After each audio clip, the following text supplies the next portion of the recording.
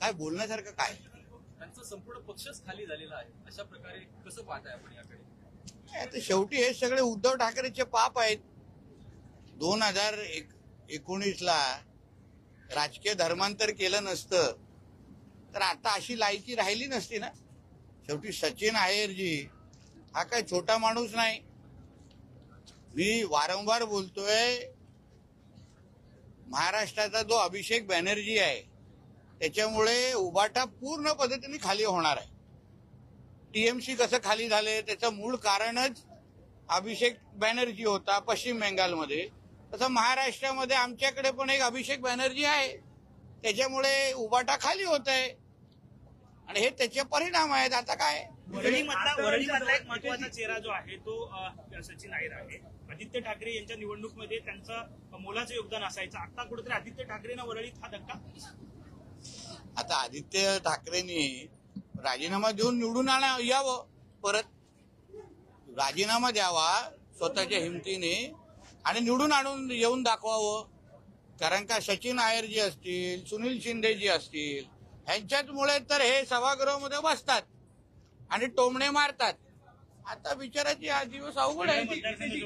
उद्धव ठाकरे शिवसेनेत गेले त्या प्रत्येक ठिकाणी उद्धव ठाकरे यांच्या सभा होत आहेत. यवतमाळमध्ये देखील अशी सभा झाली, मात्र तिथल्या आता एक वरळीमध्ये पण घ्यावी. त्याच पद्धत एकीकडे ते सभा घेत आहेत पण लोक थांबत नाहीये. काय एक लक्षात घ्या, मुळामध्ये उद्धव ठाकरे आणि आदित्य ठाकरे आणि त्यांच्या घरातल्या लोकांचा जो मूळ स्वभाव आहे ना, त्याच्यामुळे हे एक एक पडझड होते. हे काही लहान लोक नाहीये जे जात आहेत. त्या प्रत्येकाला माहिती आहे की त्यांना ज्या पद्धतीने त्यांच्या पक्षात मातोश्रीमध्ये आजच्या काळात वागवलं जातं, अरे तो बाळासाहेबांचा झाला नाही, तो ह्या आमदारांचा, खासदारांचा आणि शिवसेनेच्या सहकाऱ्यांचा काय होणार राहणार उभाटाच्या? कळलं पाहिजे ना. तो आपल्या वडिलांचा झाला नाही, तो जो आमच्या देवेंद्रजींचा झाला नाही. आता बोलतोय की देवेंद्रजींना आम्ही प्रधानमंत्री करणार. अरे 19ला तू माती खाल्ली, शेण खाल्लास. ज्या देवेंद्र फडणवीसजींनी तुझ्या सख्या भावापेक्षा तुला 14 ते 19 मध्ये सांभाळलं, त्या देवेंद्रजींना तू 19 मध्ये मुख्यमंत्री बनायला दिलं नाही आणि आता प्रधानमंत्रीची भाषा तू करतो. नाला नीच माणूस आहे, नीच नीच. त्या नीचचं दुसरं उदाहरण डिक्शनरीमध्ये बघितलं ना, नीच इक्वल टू उद्धव ठाकरे. 19ला अगर तू माती खाल्ली नसतीस, मुल्ला मौलव्यांच्या समोर झोपला नसतास, झालं नसतं आजच्या दिवस आजचे हे सगळे गोष्टी. आणि आता पाप भोगा, हे त्याच्या स्वतःचं कर्म आहे. हिंदुत्वाला विरोधात गेल्यानंतर, स्वतःच्या धर्माच्या विरोधात गेल्यानंतर, देवी देवतांच्या विरोधात गेल्यानंतर ह्याच्यापेक्षा वाईट असंच होणार ना. दोष देताना दिसत आहेत. म्हणजे आताही प्रत्येक सभेमध्ये देवेंद्र फडणवीस, भाजप, एकनाथ शिंदे या फोडाफोडीला दोष ते या सगळ्यांना देताना दिसत आहेत. आताही एक लक्षात घ्या, पहिले गणेश नाईक साहेब, मग राणे साहेब, मग राज साहेब, मग एकनाथ शिंदे, भुजबळ साहेब बाळासाहेबांच्या काळात आम्ही बरोबर मोजतो, आम्ही जुने शिवसैनिक आहे. मग एकनाथ शिंदे साहेब, मग आता हे लाईनीत एवढे सगळे लोक फक्त एका उद्धव ठाकरेच्या विरोधात जात असतील म्हणजे तोच घाण आहे. हे सगळे लोकांचं कॉमन फॅक्टर उद्धव ठाकरे आहे. वेगवेगळी कारणं नाही आहेत. सगळेजण एकाच माणसाच्या विरोधात बाहेर जात आहेत. म्हणजे त्याच माणसामध्ये फॉल्ट आहे, ते तो स्वीकारायला बघत नाहीये. त्यांनी गपचूप घरी बसावं किंवा कुठेतरी वृद्धाश्रम मध्ये जाऊन बसावं. तर आता त्याचं तेवढंच काम राहिलेलं आहे. बाळासाहेबांना त्यांच्या शेवटच्या काही दिवसामध्ये जे त्रास, जे छळ, यांनी जे छळला ना स्वतःच्या वडिलांना, त्याचा तो भोगणार आहे आता पुढे. आमच्या राणे साहेबांसारख्या माणसा जे जेवणाच्या ताटावरून उचलला हे ना, त्याचा तो भोगणार आहे आता. तो माणसाच्या विरोधात तू त्यांना मुख्यमंत्री व्हायला दिलं नाही, त्याला षडयंत्र केलं, स्वतः जाऊन शेण खाल्लं आणि आता बोलतो त्यांना प्रधानमंत्री करा. तर लाज वाटत नाही? आणि आता मोठं सगळ्या आमदार खासदारांच्या घरात, अरे तूच फॉल्ट आहे, तूच राजकारण सोडला, तू घरी बसला, सगळं का नीट होईल? आता तुझ्या मुलाचं भविष्य किती अंधारात तू टाकलं तरी विचार कर ना.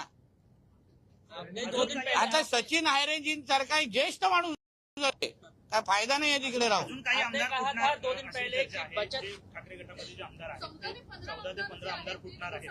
बघा आता काय, आता कोण काय करतं आता काय आपल्याला हसण्यापलीकडे काय विषय राहिला नाही ना, ते आता नंतर कळेल.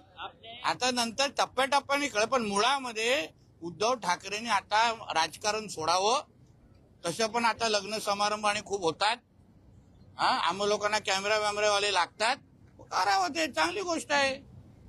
काय आज तर लग्नाची ऑर्डर बिल्डर मी 2-3 आणून देतो ना त्यांना. काळजी घेऊन करा. बाळासाहेबांचा मुलगा आहे शेवटी. काय होईल हा, अरे गट आहे बाबा तू पण कुठे पक्ष म्हणजे बलाढ्य पक्ष, त्याला लोक लागतात. जिल्हा ते जसं उद्या बोलतो ना, ते बचत गटापेक्षा पण छोटा काय विषय ते राहिलेला आहे. ते आपने वही 2 दिन पहले बोला था कि बचत गट में जितने आदमी है उससे भी कम अब यूबीटी में बचत गट में महिला लोग रहते हैं, आदमी नहीं रहते. आज जो है सर उद्धव ठाकरे आज जो है सचिन अहिर ने साथ छोड़ दिया है यूबीटी का. नवीन प्रकारचा बचत गट आहे वाटतं. Male female.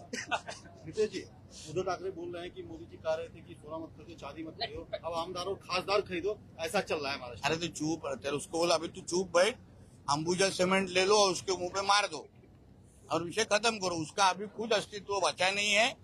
अभी सचिन आहिर जी जैसे लोगों को अगर वर्ली में रह के उनके साथ अगर भविष्य दिख नहीं रहा है, तो फिर अभी आदित्य ठाकरे ने राजीनामा दे के वापिस चुन के आके दिखाना चाहिए. इतना हिम्मत है ना दूसरे के इधर जाके मैं क्या हूँ. अभी किधर से आवाज आ रहा है पूछो उसको. उद्धव जी कह रहे हैं कि वक्त खराब चल रहा है, जब वक्त मेरा आएगा तो मैं जो हिंदुत्व के साथ गद्दारी करेगा उसका वक्त खराब ही होगा. जो खुद का धर्म का हुआ नहीं, खुद के पिताजी का हुआ नहीं. हमारे सनातन हिंदू धर्म में माँ पिताजी को भगवान जैसे हम लोग पूछते हैं. जो आपने खुद के पिताजी का हुआ नहीं ना, उससे इससे भी खराब हशर होने वाला है. ये हश्र हम लोग कुछ नहीं, उसका खुद का ही कर्म है वो. हम लोग को कोई किसी को करने को नहीं लग रहा है. वो खुद ही ने जो उसने अपने खुद के पिताजी के साथ, अपने खुद के साथ हिंदू धर्म के साथ जो किया, वही वो भोग रहा है आदमी. उद्धव के साथ साथ आदित्य भी जिम्मेदार है क्या? क्योंकि अरे वो सेलिब्रिटी तो के साथ हमारा उनके बहुत सारे वो तो जान अभी वो तो तू तेरा सेलिब्रिटी कहाँ से आया. नहीं, सेलिब्रिटीज के साथ बहुत जान पहचान जो है समझ में आता है, लेकिन जो अपने पार्टी के नेता हैं उन्हें संभाल के नहीं रख पा रहे हैं. वो शायद जो सेलिब्रिटी करते हैं वो हमसे आमदार खासदार नहीं कर रहे होंगे ना. इनके लिए सेलिब्रिटी अलग तरीके का कंपनी देते हैं ना, ये अलग तरीके का देते हैं. शिरडी में साईं बाबा का आशीर्वाद लिया है और बोले है हम. देखिए, कोई भी हमारा हिंदू भगवान ये उस पापी को आशीर्वाद नहीं देगा. उसको बोला जामा मस्जिद जाओ, हाजी अली दरगाह जाओ, उधर कोई मुल्ला मौलवी को पकड़ो, उसका दाढ़ी को ऐसा करो, कुछ मिला के देखो. अब आदित्य विधानसभा में फिर से चुन के आ सकते हैं क्या? क्योंकि 29 को है रे बाबा. हिम्मत होएगा तो पहला राजीनामा दो, देखते अपन. हो गया, अभी जाओ. देवेंद्र जी को प्रधानमंत्री जो बनाने की कवायद उद्धव जी ने की है. अरे यही उद्धव ठाकरे ने 29 को हमारे देवेंद्र जी को मुख्यमंत्री बनने से रोक दिया था. महाराष्ट्र के जनता ने देवेंद्र फडणवीस जी के नेतृत्व के सरकार, जो युति की सरकार थी, शिवसेना बीजेपी की सरकार थी, उसमें देवेंद्र जी को पसंद करके वापस मुख्यमंत्री बनने के लिए मैंडेट दिया था. यही उद्धव ठाकरे ने गद्दारी की, बेईमानी की और देवेंद्र जी को मुख्यमंत्री बनने से रोका. और आज वो प्रधानमंत्री की बात करता है. नीच आदमी है वो. तभी अगर 19 को अगर उसने देवेंद्र जी को के विरोध में अगर षड्यंत्र किया नहीं रहता, तो आज ये इस तरह का हशर नहीं होता उसका. चलो. और विधायक या और ठीक है सर, ठीक.